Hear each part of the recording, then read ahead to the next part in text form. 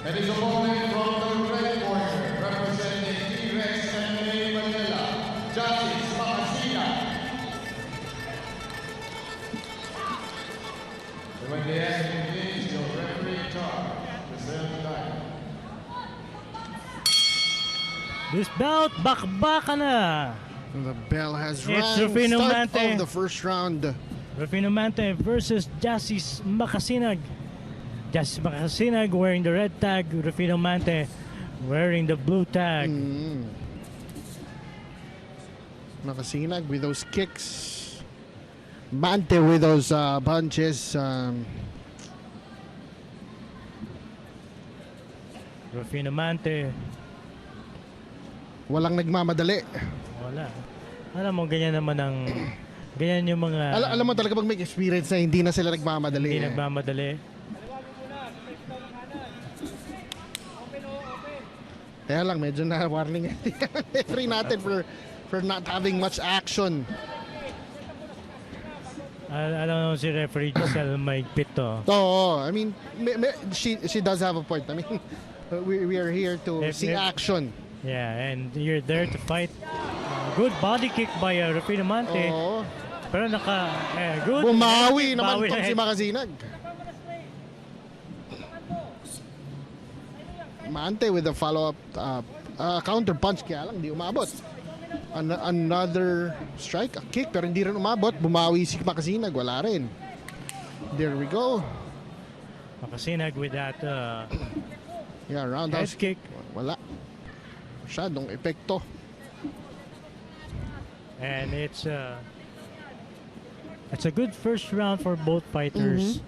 Na although medyo nagkakasukatan pa rin. We're not seeing much of an action. Pero alam natin na itong fighters na to, pagka nagkadikitan to mamaya, Oo. kaya magsisimula yan. Oh! Another head kick. Dumaplis lang. By, Buti na lang for Mante. Kung hindi. Oh, wow! Overhand punch by Rufino. Lumalabas yung boxing ni Rufino Mante dito. Kalahati. Ayun yung 50-50 shot na ano. Inabot ng bahagya yung mukha ni Justice. Rufino Mante taking advantage of being a boxer. Ang ganda ng mga punches na binabato ni Rufino doon. Medyo Alam mo, quality yung quality punches na binabato niya. Ayan ang advantage ng pagiging boxer. Former boxer. At ng pagiging veterano sa ibang arts din, sa ibang combat sports. Exactly. If you know how to bring that to MMA, you know, you're upping the ante. Makasinag with that head kick. Another body kick. Body kick na sinagot ng punches nitong si Makasinag. Another left kick. Nakadali pa si Makasinag towards the end of the round. Yes, and that was a good round for Rufino Mante. Yes. We can see those body kicks and counter body kicks of Rufino Mante and counter punches of Makasinag.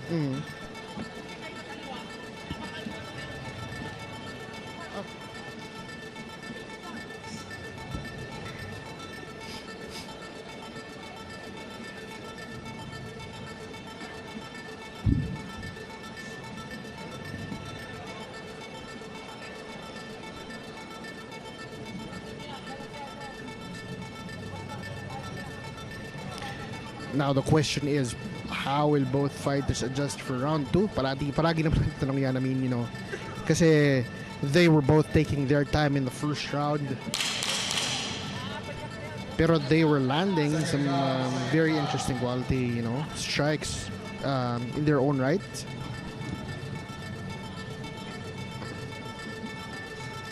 And as always, itong dalawang to are very, very explosive fighters. Medyo, I mean, you know, it is the first round. Medyo, we're not exactly there yet. We will see fighters na first round pa lang bibigay na lahat, pero we, you know, with experience, you know, how fighters can pace themselves in fights. Okay, we're about to start the second round. Round 2. Touch gloves. Makasinag, medyo paatras ang tira. Mante with a kick na hindi tumama. Makasinag bumawi. Solid yung tama sa katawan.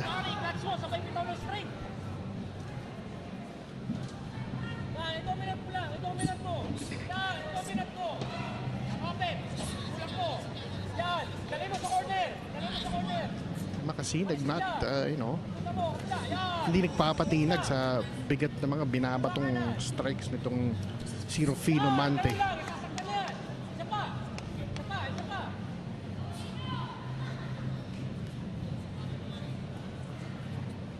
Mante trying to be the aggressor. And of course, Makasinag, hindi siya nagpapasindak, hindi nagpapatinag dito kay Rufino Mante. Alam natin gaano kalakas sumuntok tong si Rufino Mante considering he started out as a boxer. Pero, Makasinag answering that kick with a combination of punches. A leg kick that missed from Makasinag. Couple of leg kicks. Makasinag attempted that takedown.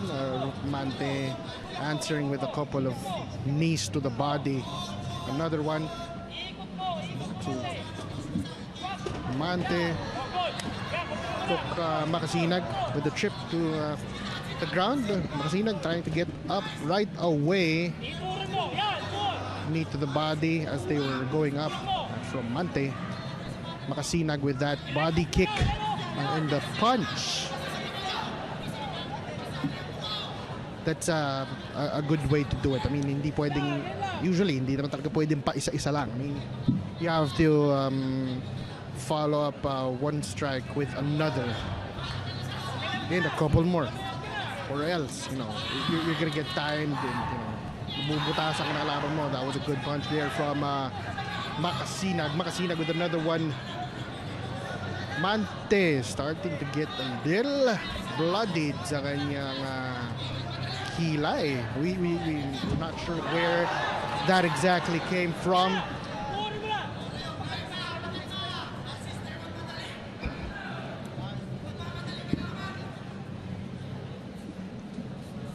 Both nag-reset in the middle. Mante dodged that kick from Makasinag. Mante trying to get a body punch. Missed another leg kick from Mante that hit. Pero bumabawi itong si Makasinag. Mante trying to get last ditch kick pero hindi tumama. That's the end of the second round.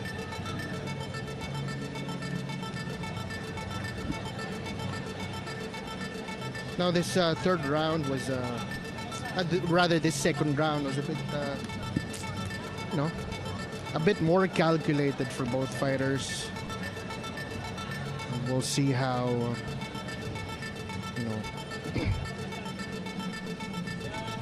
they step on the gas in the third and final round, which is coming up in a bit.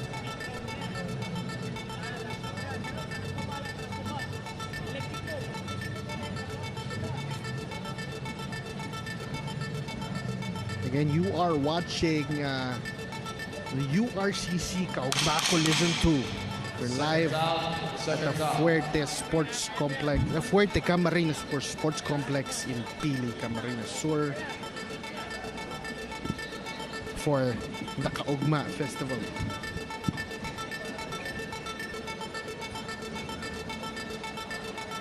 Third and final round. This is our fifth bout of the evening. Yeah, gabi na.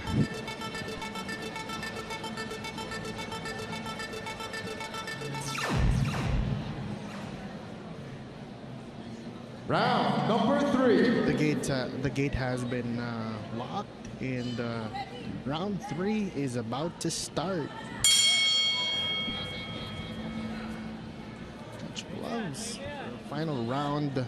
Makasinag with that first kick. Mante answered, missed. Makasinag with that fake. Mante answered back with a kick na hindi tumama.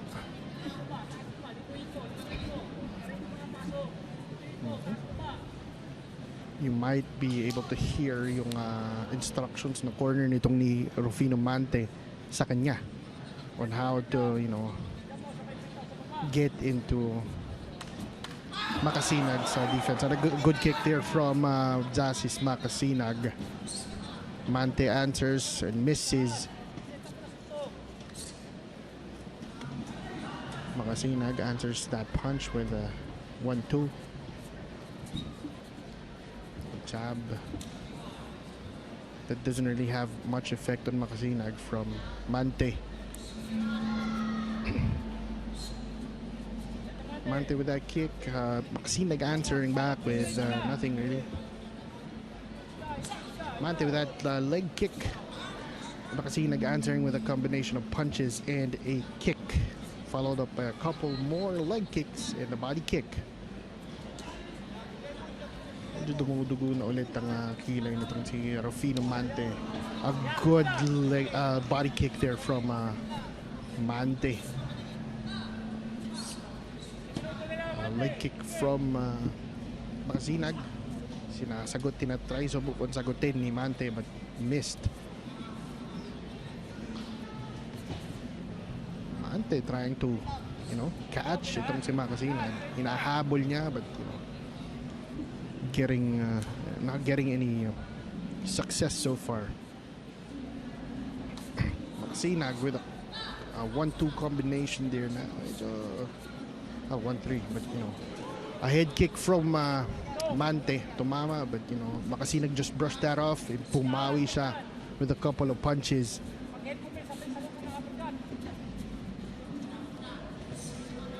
We can see the toll that the fight has taken dito sa dalawang to so far. So it's they're starting to be slower. Mante trying to turn up the heat again in our third and final round. They're trying to box each other. Medyo ganding palitan nila ngayon. Hands are flying. Makasinag. Mante with that knee to the body. Sinagot ni Makasinag ng kombinasyon ng mga... They were trying to finish that each other in the last few seconds of that third round. That was something. I mean, it's when fighters have experience, when you see this kind of fight between them. Ngayon, antayin natin kung ano ang magiging desisyon ng ating mga judges.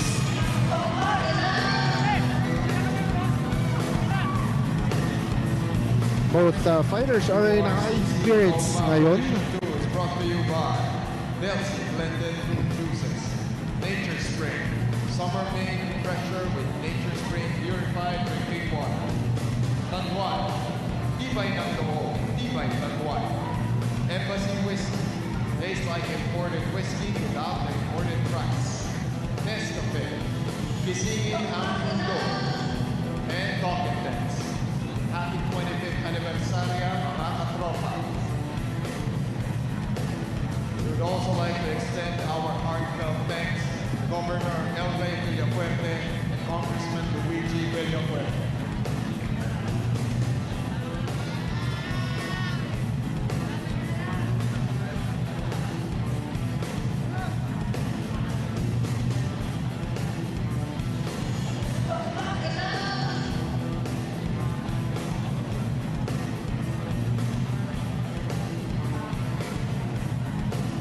We wait for the judge's decision. After 3 rounds of action, we go to your scorecards. Your winner by a unanimous decision. From the blue corner, Rufino Mante. There you have it. the judges have decided your winner by unanimous decision from the blue corner, Rufino Mante.